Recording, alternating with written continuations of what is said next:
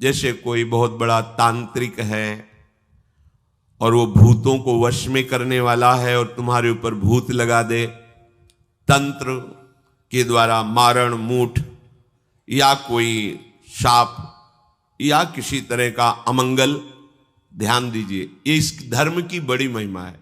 यदि आप भगवद आश्रित हैं, नाम जप कर रहे हैं, तो ना माया का कपट चलेगा, ना किसी का तंत्र तुम्हारे ऊपर चलेगा, ना किसी का कोई मारण मंत्र चलेगा, ना कोई भूतावेश तुम पर आविष्टित कर सकता है, ना किसी भी तरह की कोई विष आदि की। यदि आप सच्चे हृदय से भगवान की शरण में हो तो तुम्हारे ऊपर विष का भी प्रभाव खवाया जाएगा, विष वो हो जाएगा स्वास्थ्यवर्धक अमृत। गरल सुधा, गोस्वामी जी कह रहे, रिपु करहि मिताई, गोपद सिंधु अनल शीतलाई। जो भगवान का आश्रित जन होता है उसको विष भी अमृत हो जाता है। अगर उससे दुश्मनी करेगा ना कोई और उसका बुरा चाहेगा, वो जितना कुप्रचार करेगा, निंदा करेगा, उतने उसका यश बढ़ेगा। अगर वो आग लगा देगा तो उसके शरीर में चंदन से भी बढ़कर शीतलता का काम आग करेगी।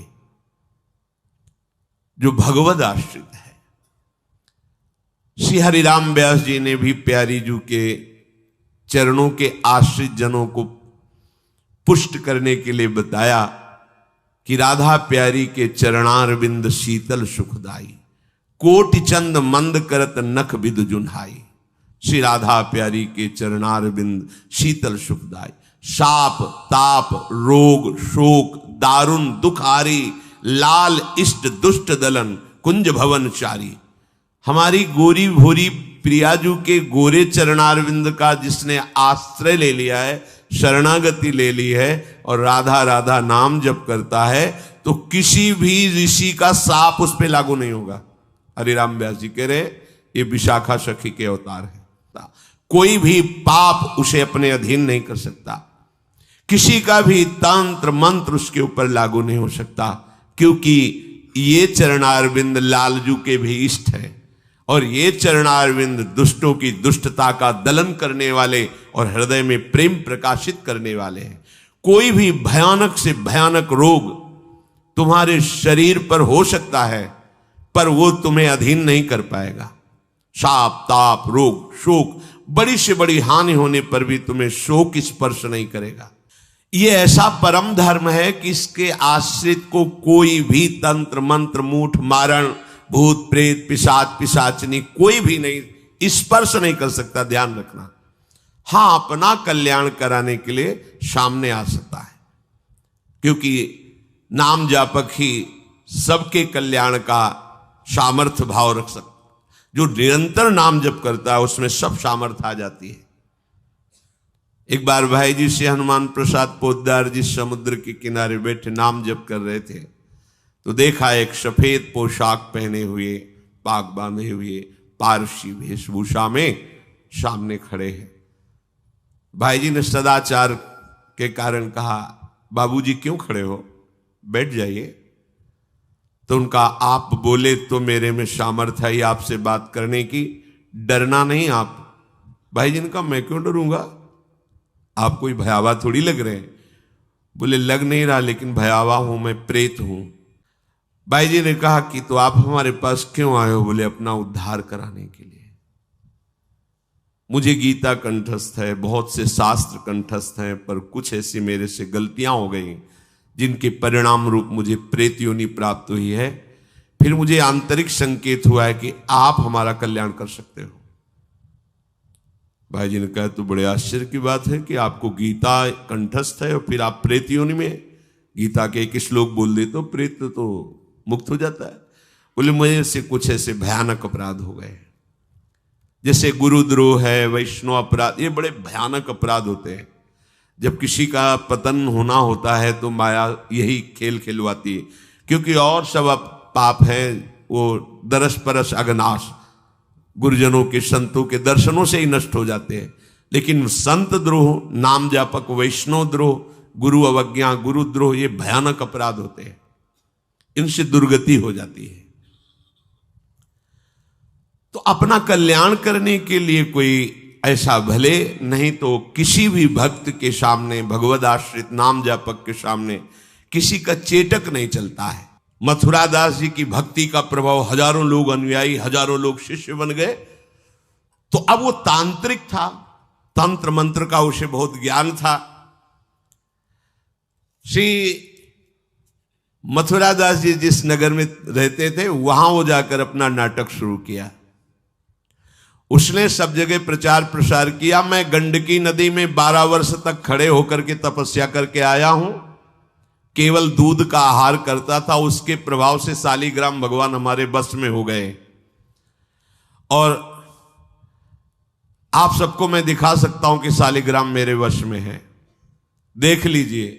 सिंहासन लाता, बाहर रखता, हजारों की भीड़, ऐसे ऐसे करता तो वैसे शालिग्राम उठते और नाचते हुए ऐसे ऐसे ऐसे फिर रख जाते, फिर ऐसे ऐसे ऐसे ऐसे। अब तो सबको आश्चर्य हो रहा, जैसे चुटकी बजा रहा वैसे शालिग्राम की बटिया ऐसे ऐसे ऐसे। लोग, भीड़ कटने लगी, क्योंकि अब जैसे राधा राधा कहो, कोई जंतुर नहीं है, कोई भस्म नहीं है, कोई वादा नहीं है, तो फिर कम वहां तो दिखाई दे रहा ना ऐसे, देखो ये सब तो लगता है ना कि हाँ। अब हमसे पूछो कि हमारे मन में क्या चल रहा है, हमें नहीं पता है। हमें ये देखना कि हमारे प्रियाजू के मन में क्या चल रहा है। मन मन की रुचि जानिने, मुझे अपनी लाडली की मन की जान के उनकी परिचर्या में रहना है कि तुम्हारे मन की जान के तुम्हारी परिचर्या में रहना है। हाँ, तुम यदि मन से ऊपर उठना चाहते तो हमारी बात मान लो, मन को अधीन करके, और मन के अधीश्वर भगवान में तुम्हारा प्रेम हो जाए, तुम्हारा जीवन कृतार्थ हो जाए। अब वहां नाम नंद नंदन का भजन पद्धति, तो जो कमजोर लोग थे उन्होंने कहा कि आज तक कोई चमत्कार तो दिखाया नहीं मथुरा दास जी ने। देखो ये हैं संत, 12 वर्ष से दूध पी के गंडकी नदी, 12 मिनट भी नहीं खड़ा होगा कभी। अब भेंट जो जितनी चढ़ाएगा उतने उसके दुख नष्ट होंगे। अरे भैया वहां तो रुपया सब समेटता, फिर दूसरे मोहल्ले में, पूरे गांव में अब तो जय जयकार, शालिग्राम भगवान को नचा। कोई सेवा की सामग्री लेने गए थे मथुरा दास जी की श्रीअंग सेवा में जो रहते थे संत जन, उन्होंने देखा, वो आए, बोले महाराज एक बड़ा चमत्कारी महात्मा आया, वो कह रहा 12 वर्ष से हम दूध पीकर गंडकी नदी में, वो वैसे ऐसे करता है तो साल। तो बोले भैया भक्त तो हो ही नहीं सकता, भक्त भला भगवान को अपना प्रदर्शन क्यों बनाएगा और उसके बदले में भेंट लेकर के, ये तो नाटक है भैया। वो देखे भी नहीं थे, बोले ये तो नाटक है, कोई संत ऐसा नहीं कर सकता, कोई भक्त ऐसा, कोई संप्रदायाचार्य से दीक्षित वैष्णव मार्ग में चलने वाला, ये तो अपराध है। तो उनका महाराज जी तो हजारों लोग वहां प्रभावित हो रहे, अच्छा है भगवान उस रूप में। बोले नहीं महाराज, फिर सत्य मार्ग के प्रकाशित करने के लिए आप यहां विराजमान, अगर उसका कपट पाखंड चला तो हजारों लोग धोखे में हो जाएंगे, चलो आप एक बार उसके सामने। तो उनका कि यदि हम उसके सामने गए तो उसका सब ये दुकान बंद हो जाएगा। बोले महाराज जी आप जरूर चलो, क्योंकि आपके चलने से यदि लोगों की श्रद्धा भगवान में वास्तविक लगे तो आप भी तो यही चाहने के लिए यहां गांव में वास कर रहे हो। उनको बड़ा दुख हुआ कि एक तो उसको दुख होगा, उसका नाटक बंद होगा, दूसरा कि वो जान क्यों नहीं रहा है जिन भगवान को तुम नचा रहे हो, अगर वास्तविक उनके तुम सेवक बन जाओ तो तुम्हें सब कुछ प्राप्त हो जाएगा। शालिग्राम भगवान श्री हरि ही है, कोई और नहीं है।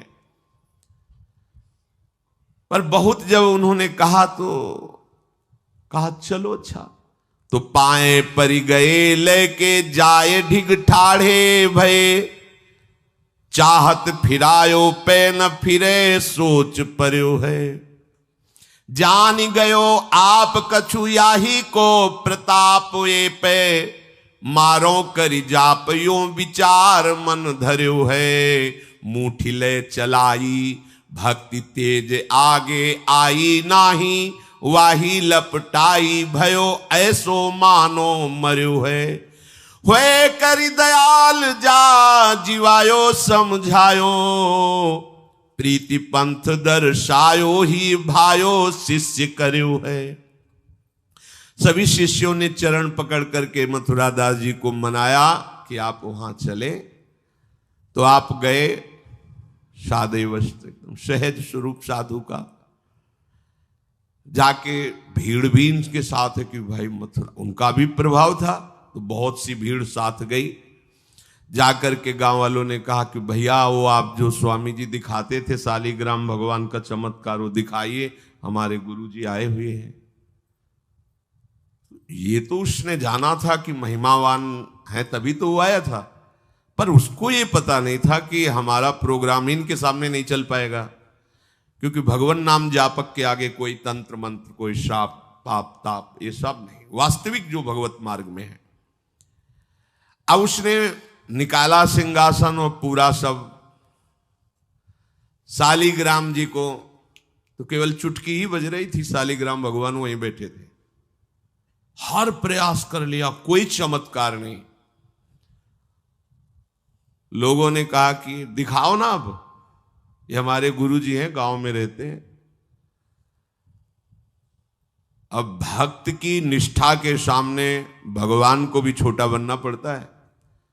इतने महान भगवान भक्त बलि जी के सामने बामन बन के भीख मांगने के लिए गए। भक्ति निष्ठा जीत सकते थे, आज्ञा दे सकते थे, ना आज्ञा दी और ना विजय प्राप्त की। भिक्षा में मांग करके दिया माता अदिति को कि आपकी चाह है कि राज्य पद देवराज को मिले, तो आपकी आराधना से मैं जाऊंगा, पर वो मेरा भक्त है, ना युद्ध करूंगा ना आज्ञा दूंगा, पर मांग के लाऊंगा।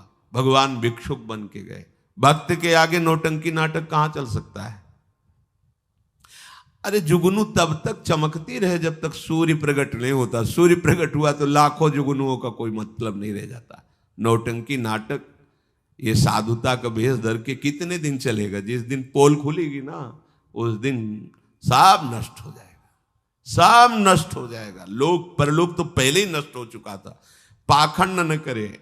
हम कह रहे तुम्हें धन चाहिए, तुम्हें सम्मान चाहिए, राम राम भजो, कृष्ण कृष्ण भजो, हरि हरि भजो, विश्व नमन करेगा, ईमानदारी से भजो। हमने ऐसे संत भगवान देखे, ककारा नहीं पड़े, कुछ नहीं जानते, बस एक ओम, दुई ओम, तीन ओम, चार ओम ऐसे जपते, और लोग न्यौछावर थे, सीधे सरल ओम ओम, राम राम, कृष्ण कृष्ण, साफ सिद्ध।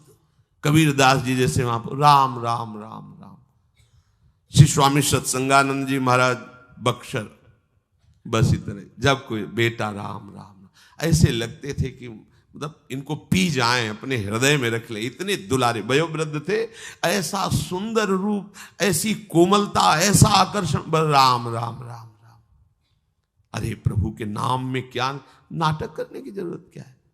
पाखंड कर। प्रभु महालक्ष्मी पति हो, तुम्हें लक्ष्मी ही चाहिए तो वो सब दे देंगे, काहे को नाटक करे, काहे को किसी को भ्रम में डाले। तुम भ्रम में हो, दूसरे, अरे भैया तुम राम राम जपो, कृष्ण कृष्ण जपो, तुम्हारा मंगल इसी, बस इसी में मंगल होगा, दूसरा मंगल कर ही नहीं सकता। अब उनके प्रभाव से उनका कुछ नहीं हुआ। अब तो लोग कहने लगे दिखाओ ना, इसका मतलब तुम नाटक कर रहे थे। अब सबके सामने उसका मान नष्ट हुआ, उसका सब तंत्र बेकार हो गया। कुछ लोगों ने कहा पकड़ो और मारो इसको, पीटो, बहुत नाटक करके रुपया कमा लिया, सब छीन लो, धन छीन लो। किसी ने कहा मार पीट के इससे न्यायाधीश के, पुलिस डिपार्टमेंट को दो। ये मथुरा दास जी ने सबसे कहा देखो अगर हमको लाए हो तो हमारी बात मानो, इनको किसी भी तरह का कष्ट मत दो, कोई भी बंधन नहीं। और उनसे कहा भैया आप जिसका नाटक कर रहे हो ना, अगर सत्यता से इसे मान लो तो जिन लोगों ने रुपए चढ़ाए ये बहुत थोड़े हैं, वो तुम्हें निहाल कर देगा। सत्यता से भजन करो, ये काहे को नाटक करते हो। इतना कह के वो चले